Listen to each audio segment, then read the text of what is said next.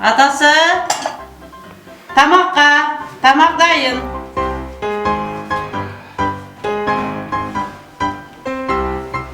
Atası bilesin mi? Keşke естідім телевизиядан. Үстел üstünde сөйлеуге болмайды. Денсаулыққа зиян екен. Қызық, бұрын әңгімелесе беруші едік, ешкімнің ештеңе еткен жоқ. Бәрі тірі ғой. Апа, сізге бірдеңе айтсам бола ма? Жоқ, бірінші тамағыңды ішіп ал. Тамақ ішкеннен кейін айтатын сөзіңді айтасың. Жарайды.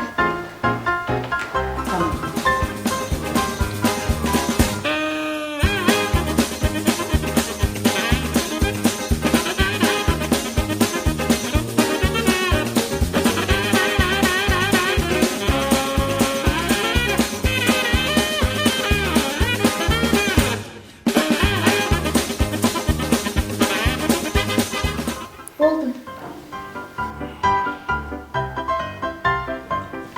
Апа, енді айтсам бола ма? Жоқ, алдымен чайыңды ішіп ал. Неге асығасың? Туй.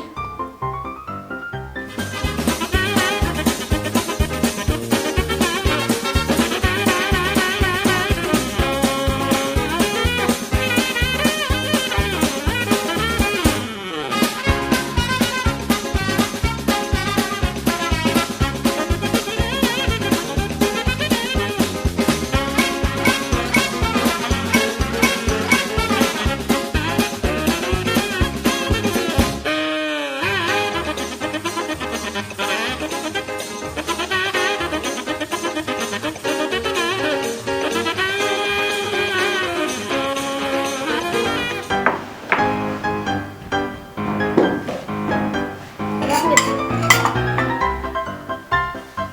Яна, Ау, ал енді айтатын сөзіңді айт.